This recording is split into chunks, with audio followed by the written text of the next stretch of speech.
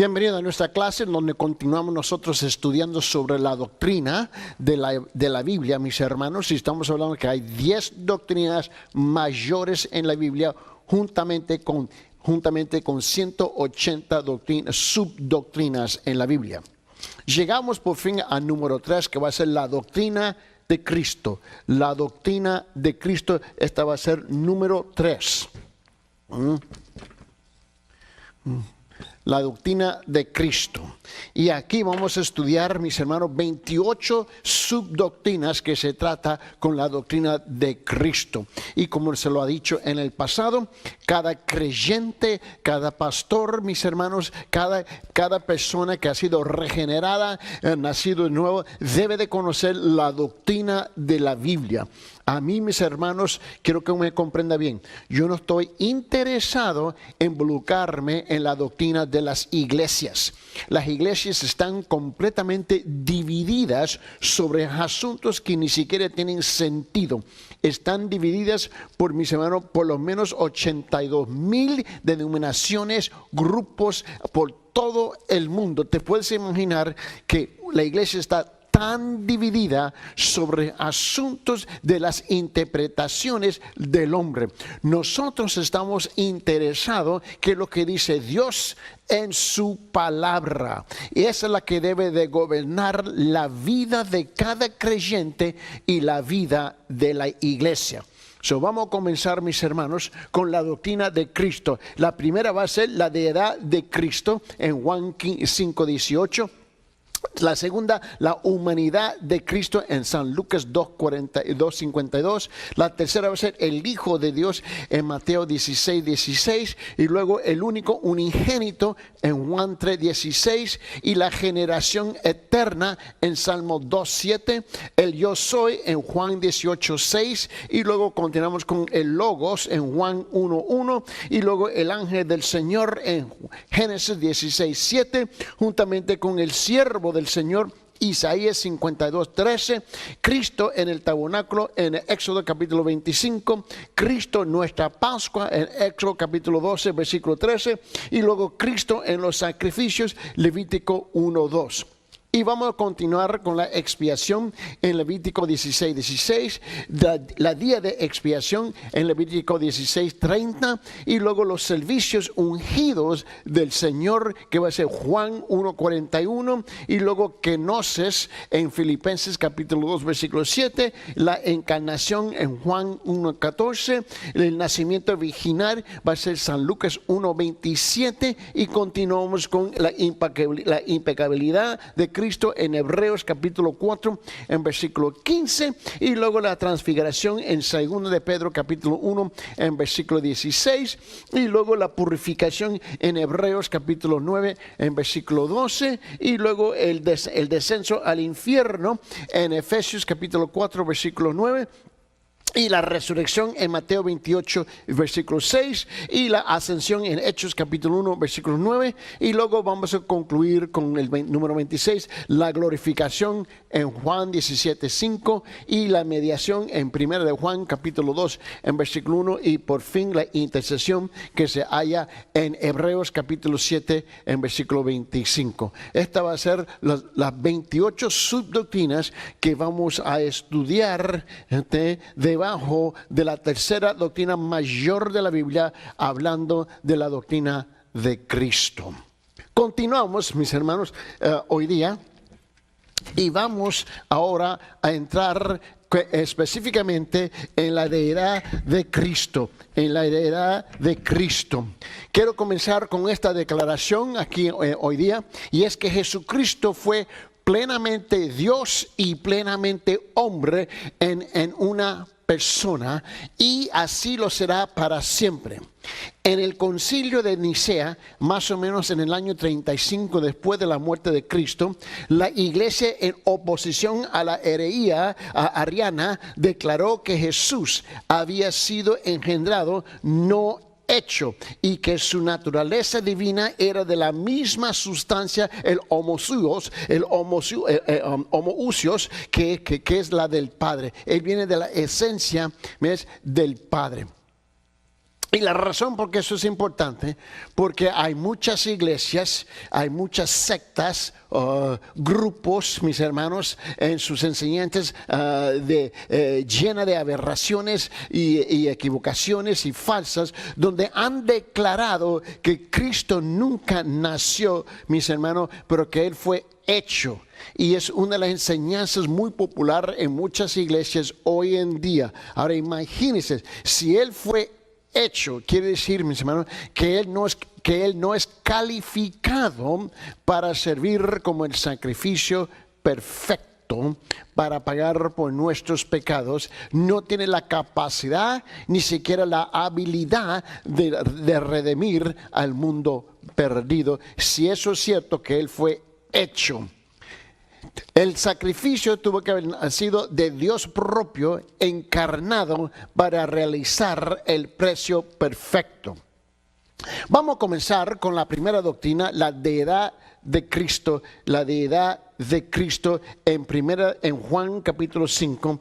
Vamos a comenzar ahí con el primero, la deidad de Cristo, y vamos a comenzar con Juan 5:18. En Juan 5:18, pero vamos a leerlo en su contexto y vamos a comenzar desde el versículo 10 hasta el 18. Juan capítulo 5 del versículo 10 hasta el 18. Entonces los judíos dijeron a aquel que había sido sanado: es día de reposo, no te es lícito llevar tu lecho. Él respondió: el que me sanó, él mismo me dijo, toma tu lecho y anda. Entonces le preguntaron: ¿quién es el que te dijo, toma tu lecho y anda? Y el que había sido sanado no sabía quién fuese, porque Jesús se había apartado de la gente que estaba en aquel lugar.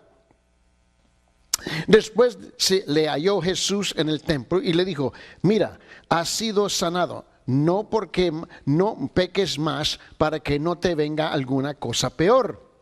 El hombre se fue y dio aviso a los judíos que Jesús era el que le había sanado. Y por esta causa los judíos perseguían a Jesús y procuraban matarle, porque hacía estas cosas en el día de reposo. Y Jesús le respondió: mi Padre hasta ahora trabaja y yo trabajo. Por esto, note lo que dice el versículo 18, por esto los judíos aún más procuraban matarle, porque no solo quebrantaba el día de reposo, la ley del día de reposo, ¿no?, sino que también decía que Dios era su propio Padre, haciéndose igual a Dios. Jesús nunca negó de su deidad. Él nunca lo negó. A lo contrario de las enseñanzas populares que existen hoy en día, Él nunca negó quién era. Y por esa razón los judíos, o mejor dicho, los religiosos de su tiempo, los religiosos de su época, lo querían matar. Es interesante que hoy día el diablo sabe quién es Jesús. Los religiosos saben quién es Jesús. Los incrédulos, los mundanos han oído y saben quién es Jesús. Y la iglesia está confundida quién es Jesús. Vamos a entrar en la sección de la explicación. Cristo, que es la segunda persona de la Trinidad, es igual al Padre en naturaleza, separado en persona, aún así es sumiso en sus obligaciones. Como tal, Él es Dios. Los argumentos para su deidad, mis hermanos, son su aplicación a los títulos de deidad a sí mismo. Su hablar de Dios como únicamente su Padre, sus reclamos acerca de su deidad, su uso del Yahvé o Jehová, mis hermanos, a sí mismo cuando dijo yo soy, y su proclamación a ser igual al Padre en naturaleza, en deidad. Jesús es Dios y fue inalterablemente Dios. Tal reclamo debería ser una de las más altas formas de blasfemia si esto no hubiera sino sido verdad. Vamos a ver cómo la podemos ilustrar este día. Nuestro Señor no fue el único del ser reconocido como Dios en los tiempos del Nuevo Testamento. Cuando Herodes aceptó alabanza de sus súbditos, que él habló como un Dios, él fue destruido por gusanos enviados por Dios. ¿Te recuerda la historia? En el libro de Hechos. En el libro de Hechos, en capítulo 12, dice la palabra de Dios, en versículo 23, dice, al instante, cuando él habló eso, un ángel del Señor lo hirió por no haber dado la gloria a Dios y murió comido de gusanos. Ahora imagínense, Dios jamás iba a tolerar el concepto, la idea, mis hermanos, que otro se iba a hacer igual o llamarse Dios y hacerse igual como a Dios. A todos fueron destruidos a su tiempo, menos Jesús. Cuando Jesús habló, el Padre y el Espíritu Santo siempre reconocía que era la segunda persona de la Trinidad que estaba hablando. En contraste, cuando Pablo y Bernabé fueron llamados dioses, ellos negaron toda clase de deidad en sí mismo y en lugar predicaron a Dios vivo a su audiencia. Abre sus Biblias en Hechos capítulo 14, por favor. En Hechos capítulo 14, y note conmigo en versículo 11 hasta el 18. En este caso, Herodes, mis hermanos, él se proclamó siendo Dios y Dios los mató. En el segundo caso, los demás proclamaron a Pablo y Bernabé a ser Dios, pero ellos lo negaron. Dice en versículo 11, Hechos capítulo 14. Cuando la multitud vio que lo que Pablo había hecho, alzaron la voz, diciendo en el idioma de Laconia, los dioses se han hecho semejantes a hombres y han descendido a nosotros. Y llamaban a Bernabé Júpiter y a Pablo Mercurio, porque este era el que dirigía la palabra.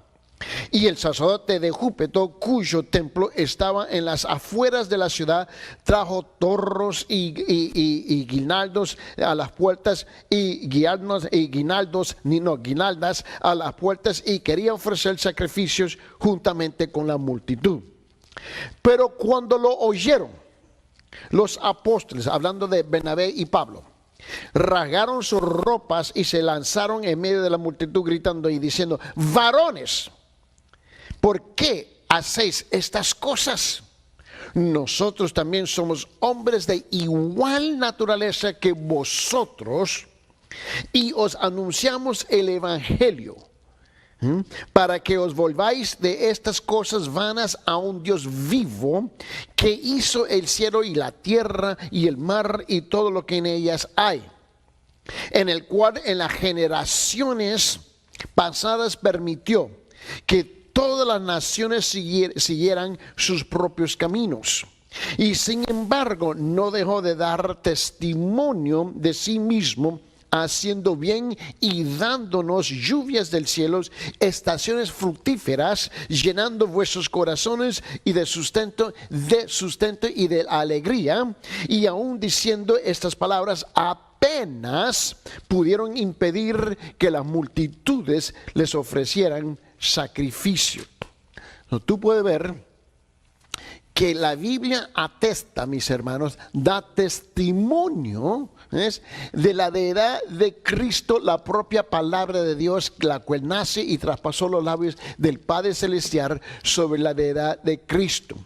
Cuando un hombre intentó de autonombrarse Dios, Dios lo mató enviando gusanos a comerlo a él en vivo.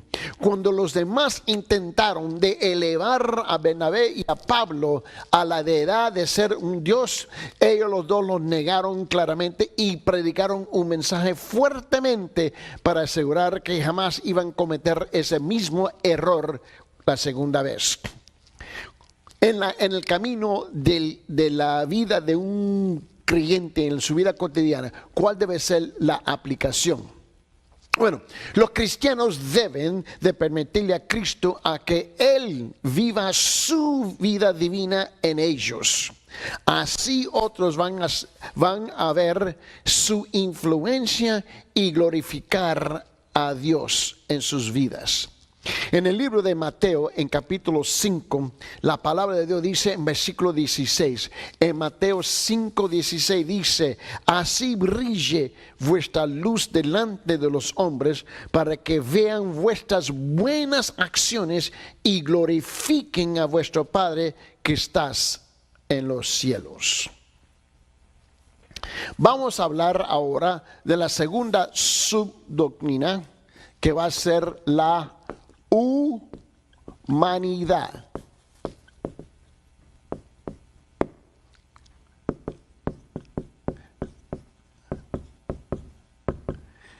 La humanidad de Cristo. La humanidad de Cristo. Vaya a San Lucas capítulo 2.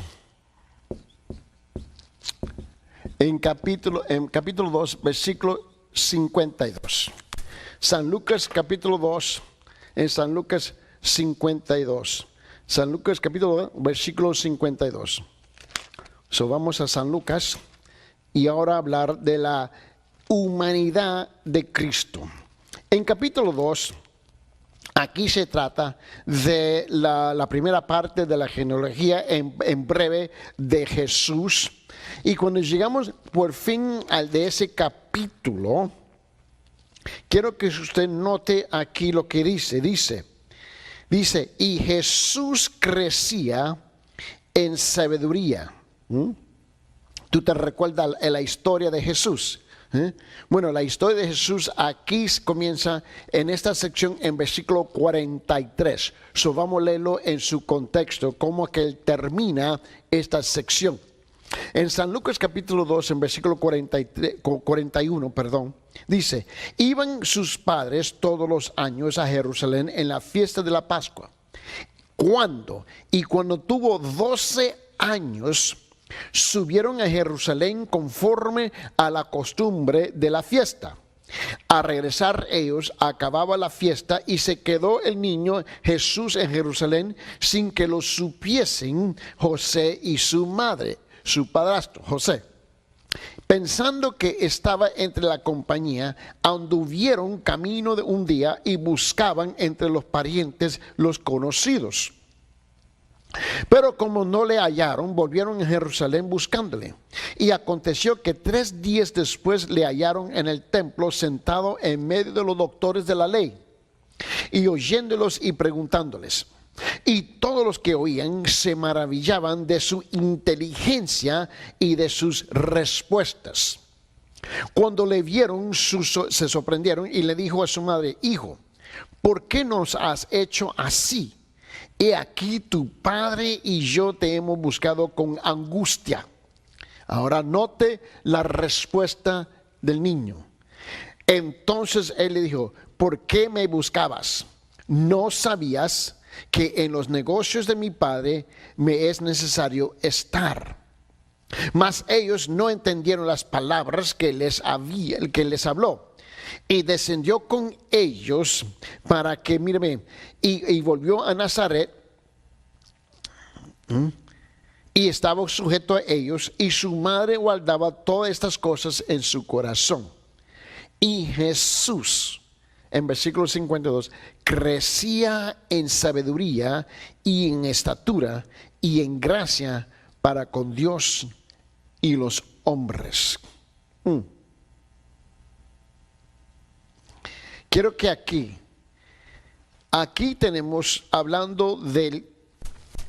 hablamos de la deidad de Cristo, y hablamos de la humanidad de Cristo simultáneamente. Estamos hablando del Dios hombre. Ahora vamos a hablar de esta parte del ser hombre. Jesús no solo fue Dios, Él también fue plenamente hombre. Como tal, Él estaba sometido a toda clase de limitaciones que todos los seres humanos experimentamos. Como cualquier otro niño, Él heredó la naturaleza de sus padres. Él no solo poseía la naturaleza divina de su padre, sino también la naturaleza humana de su madre. En todo respeto, Él era humano, con la excepción de que Él era sin pecado. El término carne enfatiza su humanidad. No quiere decir que Él fue pecador. Yo sé que nosotros nos acostumbramos usualmente, cuando utilizamos el término carne, estamos haciendo referencia al pecado. Pero en la encarnación, o hablando de la carne de Jesús, estamos haciendo referencia a su humanidad. Y esa es la gran diferencia. Ahora, la humanidad, para ilustrar este asunto, la humanidad de Cristo es evidente en los evangelios acerca de varias cosas. Primeramente, su crecimiento. En San Lucas, en capítulo 2:52, en cual acabamos de leer una vez más, Jesús crecía en sabiduría, su crecimiento natural. Y que también en estatura, su crecimiento natural, y en gracia para con Dios y los hombres, en su crecimiento natural. En segundo lugar, vamos a hablar de su cansancio. En el libro de Juan, en capítulo 4, en versículo 6, en Juan capítulo 4, versículo 6, habla de su cansancio, hablando de su humanidad.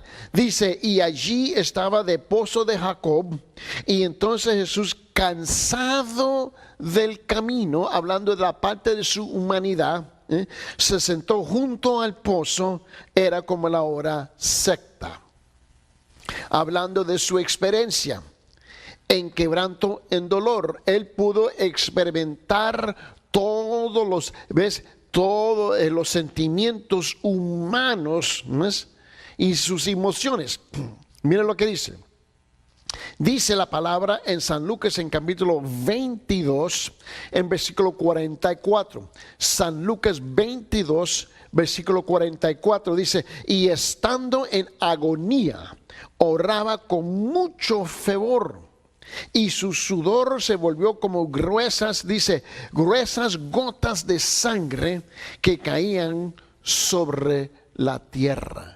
Él pudo experimentar el dolor humano y sufrir lo que la humanidad tenía que sufrir, y pudo haber sufrido, y también sufrió.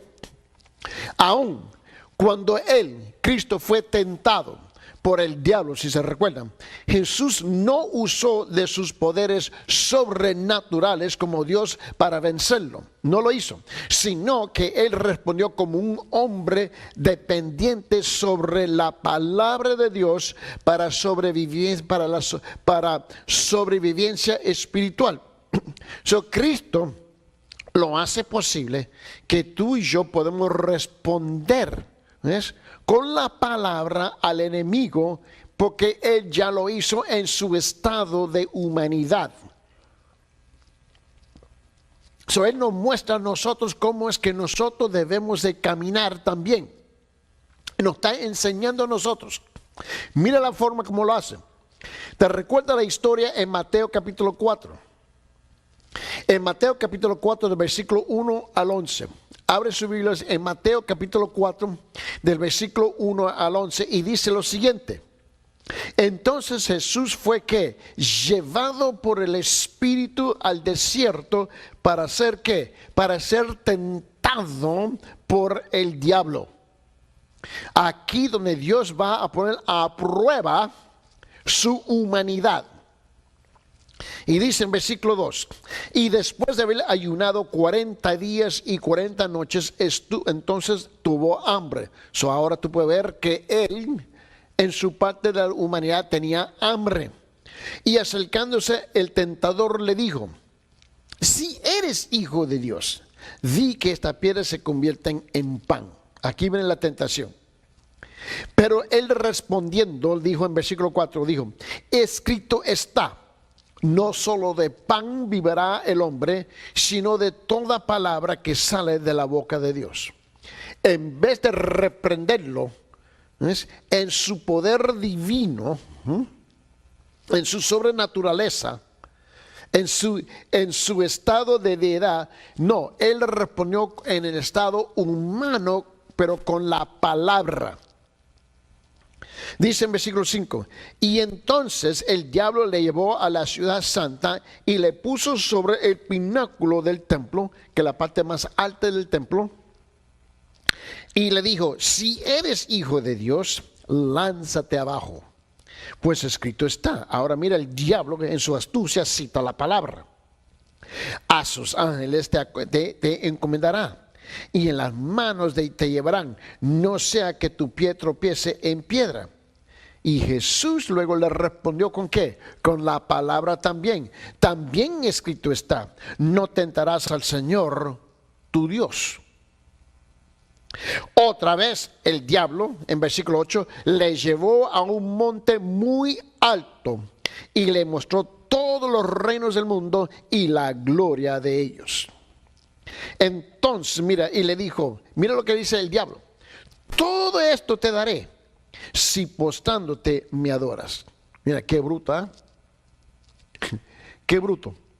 Porque Dios, el Hijo Dios, siendo el creador de todo, Él ya es el dueño de todo, viene el diablo y se lo ofrece a Él.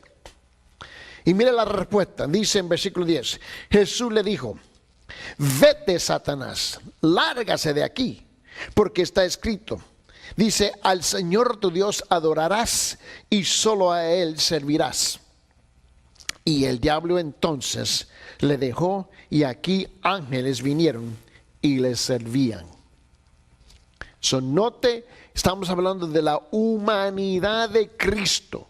¿Cómo es que Él respondió? ¿Cómo es que Él estaba actuando como un ser humano debería de actuar? Él está mostrándonos a nosotros, ¿ves?, que aún en la humanidad tenemos acceso al Padre Celestial, especialmente a través de la palabra de Dios. En Hebreos, en capítulo 4, dice la palabra del Señor, en versículos 14 y 15 dice, teniendo pues un gran sumo sacerdote que trascendió los cielos, Jesús, el Hijo de Dios, retengamos nuestra fe. ¿Por qué? Porque no tenemos un sumo sacerdote que no pueda compadecerse de nuestras flaquezas, sino uno que ha sido tentado en todo como nuestro, pero mira bien cómo, pero sin pecado. Ahora la aplicación de esta enseñanza. Te recuerda que estamos haciendo, estamos dando un panorama de todas las doctrinas. No estamos entrando en los detalles de los detalles, solamente estamos haciendo un panorama, mis hermanos, de todas las doctrinas, para que sí podamos tener, mis hermanos, la habilidad de comprender, mis hermanos, incorporar en nuestra manera de pensar, un punto de vista bíblico de las doctrinas de la Biblia. Ahora la aplicación. La victoria de Jesús en estas y en otras ocasiones le recuerda a todos los cristianos que ellos tienen un hombre en los cielos como un sumo sacerdote que comprende y al que uno que puede acercarse. Dice la Biblia en Hebreos, en capítulo 7, en versículos 24 y 25, dice, pero Él conserva a su sacerdocio inmutable inmutable, puesto que permanece para siempre, por lo cual Él también es poderoso para salvar para siempre a los que por medio de Él se acercarán a Dios, puesto que vive perpetuamente para interceder por ellos. Amén. Vamos a hablar sobre el título que Él tiene, que Él es Cristo.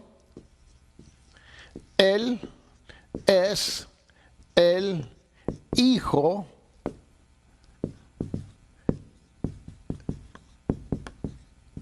de Dios. Y vamos a Mateo 16:16.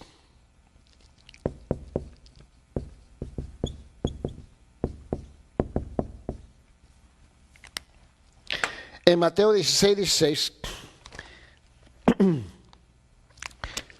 y como siempre, vamos a ponerlo en su contexto, por favor. Y vamos a comenzar con versículo 13, por favor, porque aquí es donde viene Jesús y escuchan, oye, la confesión de Pedro en este asunto en particular. Dice en Mateo 16, en versículo 13, viniendo Jesús a la región de Cesarea de Filipo, preguntó a sus discípulos diciendo: ¿quién dice los hombres de que es el Hijo del Hombre? Ellos dijeron, unos Juan el Bautista, otros Elías, y a otros Jeremías o alguno de los profetas. Él les dijo, ¿y vosotros quién decís que yo soy? Y le dijo, respondiendo en versículo 16, Simón Pedro dijo, tú eres el Cristo, el Hijo de Dios viviente. En versículo 17, entonces le respondió Jesús, bienaventurado eres Simón, hijo de Jonás, porque no lo reveló carne ni sangre, sino mi Padre que estás en los cielos. Y yo también te digo que tú eres Pedro, y sobre esta roca edificaré mi iglesia, y las puertas del Hades no prevalecerán contra ella. Y a ti te daré las llaves del reino de los cielos, y todo lo que atares en la tierra será atado en los cielos, y todo lo que desatares en la tierra será desatado en los cielos. Entonces mandó a sus discípulos que nadie dijesen que Él era Jesús, el Cristo, en particular el Hijo de Dios. Bueno, brevemente en la explicación de esta doctrina, mis hermanos, cuando la expresión Hijo de Dios se usa concerniente en relación con Cristo, mis hermanos, esta delinea la relación entre los dos primeros miembros de la Trinidad. La expresión hebreo de hijo, mis hermanos, implica uno con la misma naturaleza del Padre. No solamente es por nombre. El judío había comprendido. Para el judío, en la manera, en su cultura, en su idioma, su lenguaje, en la forma, no se olvide que el idioma siempre, y esto es algo importante de ser recordado, que el idioma siempre comunica cultura. El idioma jamás se habla aisladamente, afuera, aparte, sin un sentido cultural.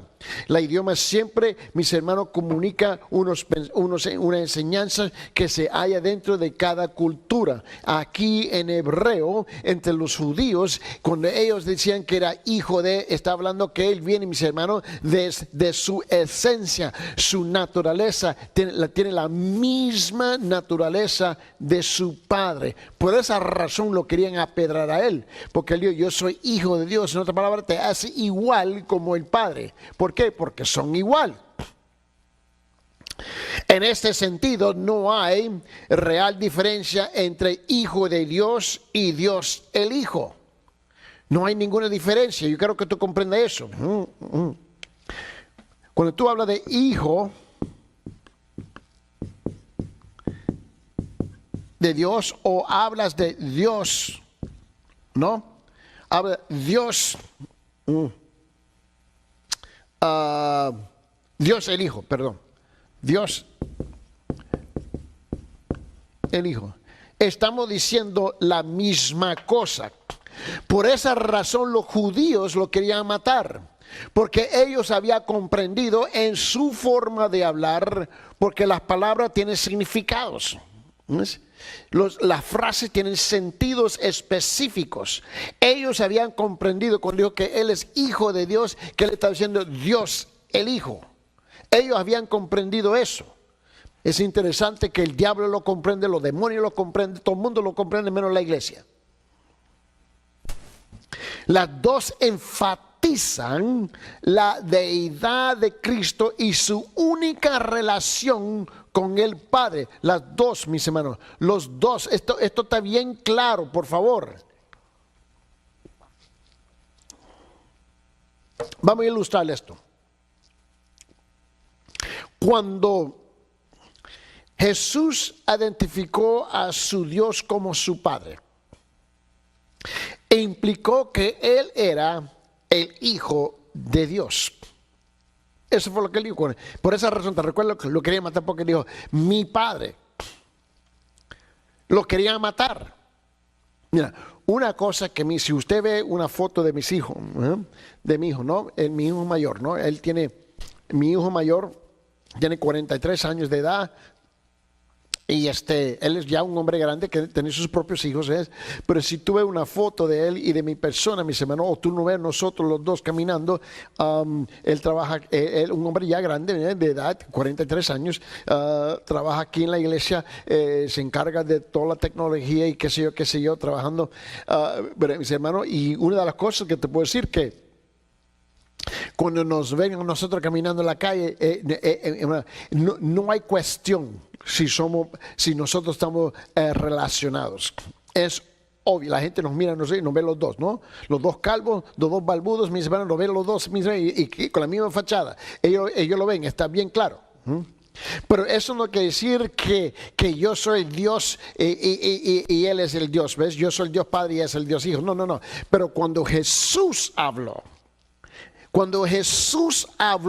en su dialecto, en su idioma, con su pueblo, ellos comprendían muy bien qué significaba, ¿ves?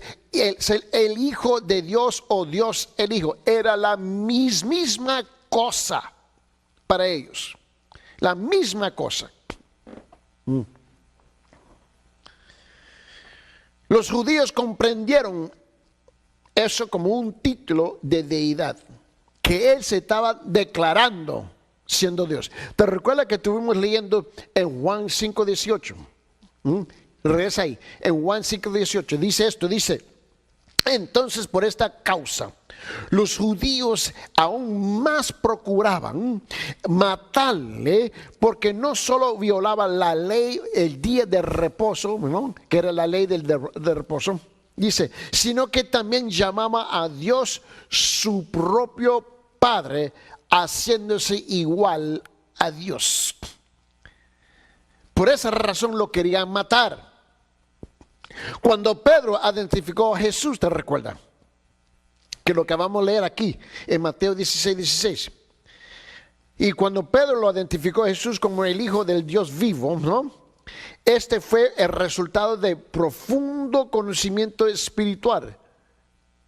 Él tuvo una relación íntima con el Padre Celestial, porque dice en el siguiente versículo, en Mateo 16:17, dice esto, dice, y Jesús respondiendo le dijo, bienaventurado eres Simón, hijo de Jonás, porque esto no te lo reveló carne ni sangre, sino mi Padre que estás en los cielos. Amén.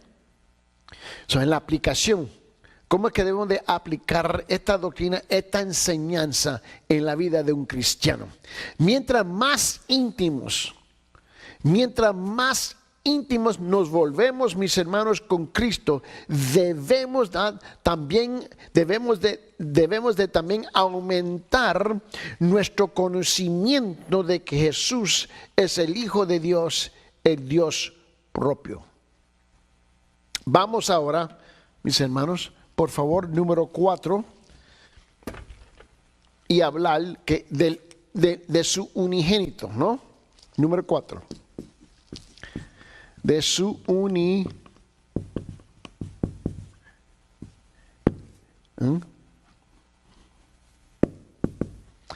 de su unigénito. ¿Okay? Y aquí llegamos al libro de Juan, ¿no? ¿Todo el mundo conoce Juan?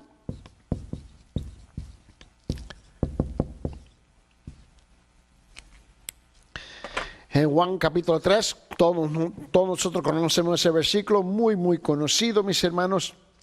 Me fascina que todo el mundo puede citar Juan 3:16, pero si le hablo de más, están completamente perdidos en la plática. En Juan capítulo 3, ¿no? Te recuerda que aquí hay un diálogo entre Nicodemo, ¿no? Un gran judío dentro del Sanedrín de los judíos, está en una plática profunda con el Señor Jesucristo. Y le dice en versículo 16 en Juan capítulo 3, porque de tal manera amó Dios al mundo que ha dado a su Hijo unigénito para que todo aquel que en él cree no se pierda, mas tenga vida eterna. Unigénito, mis hermanos. So, mira bien lo que está hablando. Aquí hay un concepto un poco difícil de explicar, pero lo vamos a intentar, ¿no? Hay una palabra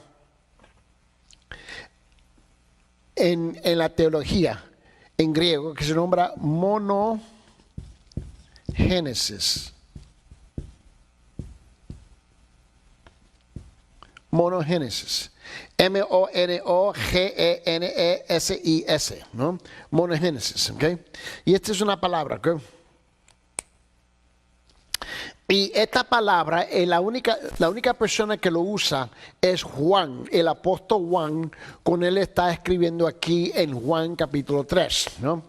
La palabra griega monogénesis, ¿no? Es usada por Juan solo para ¿qué? Para transmitir la única relación entre Dios el Padre y Jesús como el Hijo del Padre. Esto sirve aquí, mis hermanos, porque te recuerda que mono es, si separamos la palabra mono, ¿no? En fact, vamos a hacerlo así. Vamos a separar la palabra mono, Génesis, que es una sola palabra, pero para explicarlo, la vamos a separar. Mono es solo, ¿no? Y esto es literalmente nuevo comienzo o nacer de nuevo, ¿ok? O nacimiento, el principio. Hay distintas formas como se utiliza la palabra Génesis, ¿no? Pero para aquí vamos a hacerlo solo aquí, ¿ok? So aquí puede ser, mis hermanos, nuevo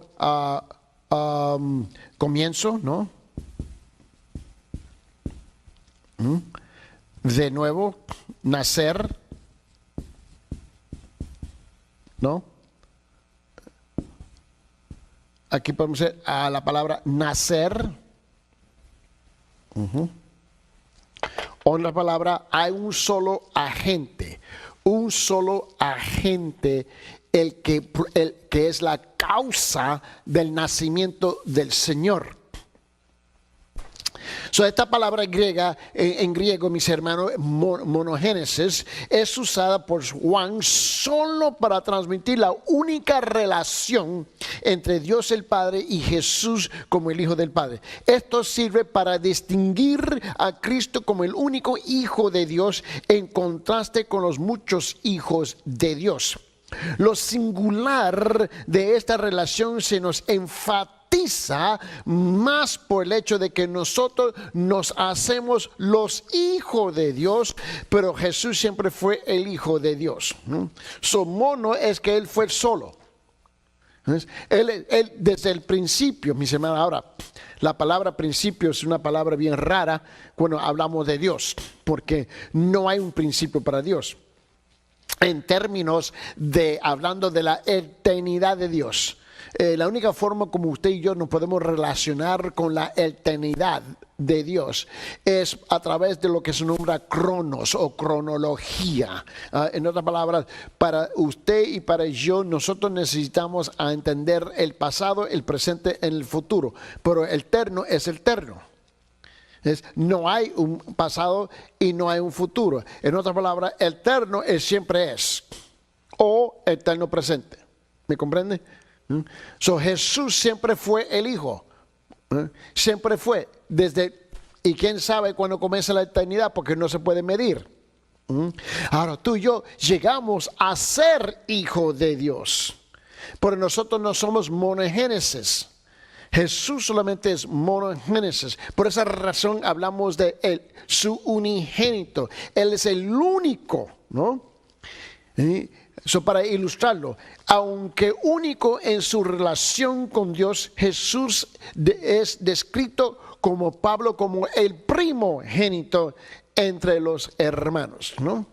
Él es el primogénito, así se usa la palabra, ¿no? En la aplicación, la relación de los cristianos con Dios puede ser que no sea la misma como la es de Cristo con el Padre, pero los cristianos pueden llamar a Dios su Padre. Como hijos de Dios, debemos de siempre buscar el ser tan obediente como el unigénito Hijo de Dios. Ahora vamos a hablar de la número 5. Por favor, vamos a número 5 y vamos a hablar de la generación eterna. Número 5 va a ser la generación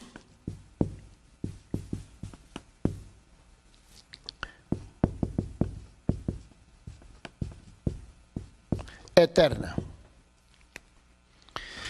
Este va a ser en el libro de los Salmos, capítulo 2, versículo 7. En Salmo, vete ahí por favor, en Salmo capítulo 2.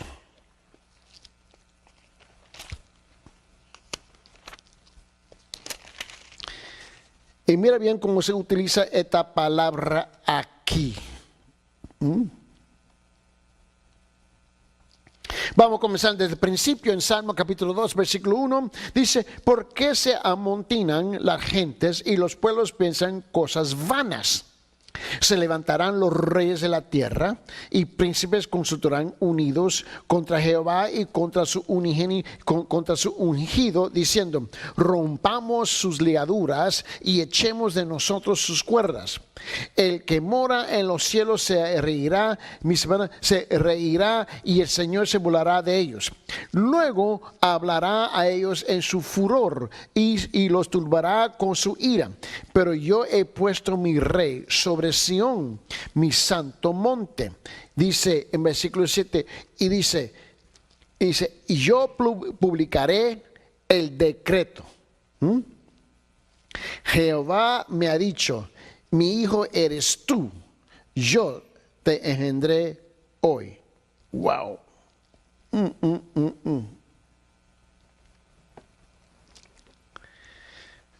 Aquí dice ciertamente, ¿no? Yo publicaré, anunciaré el decreto del Señor que me dijo, mi hijo eres tú, yo te he engendrado hoy. La pregunta es esta, bien sencilla, ¿cuándo fue engendrado Jesús? Esa es la pregunta. Estamos hablando de la generación eterna. ¿Cuándo fue engendrado Jesús? Esa tiene que ser la pregunta que se tiene que contestar. Dar respuesta a esta pregunta envuelve, mis hermanos, un comprendimiento al significado de la palabra día. La palabra día. Cuando Dios vive más allá del tiempo, porque Él vive más allá del tiempo, Él no puede estar limitado a un periodo de tiempo de 24 horas. Esta palabra significa un día eterna. ¿Qué es un día eterna? ¿Quién sabe? Es tan difícil de explicar un día eterna. Pero está hablando, ese es el concepto. Ese es el concepto cuando Él lo dice aquí en versículo 7. Mi hijo eres tú y yo te he engendrado hoy. Estamos hablando de un día eterno, mis hermanos. Jesús no se volvió hijo de Dios en un punto de tiempo, mis hermanos. Esta palabra significa un día eterna, sino que Él ha eternamente estado en el proceso de ser generado como el Hijo de Dios en día eterno, tiempo eterno, en cual nadie sabe cómo medir eso. No existe ningún concepto y no existe ningún instrumento que es capaz de medir el tiempo eterno.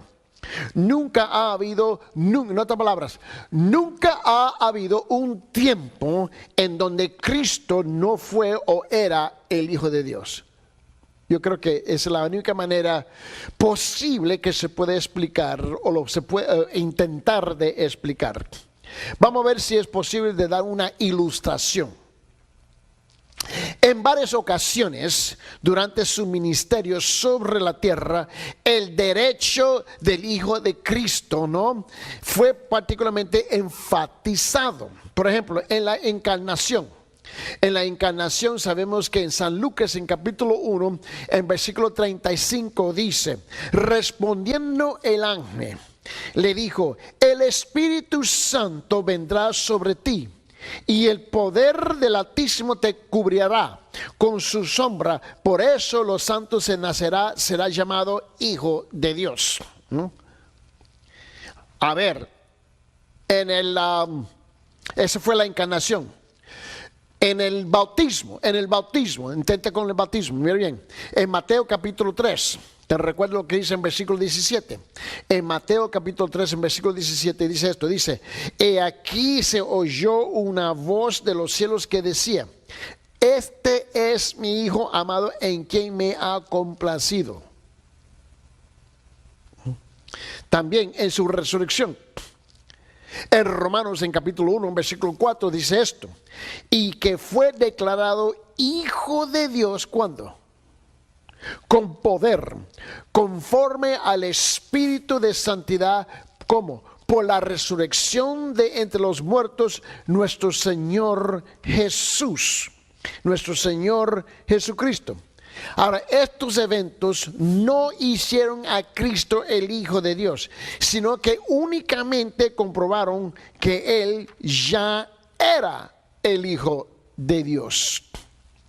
En la aplicación, así como el cristiano piensa del presente ministerio de Cristo, él reconoce también esto como una oportunidad para apreciar la singular relación de Cristo con el Padre.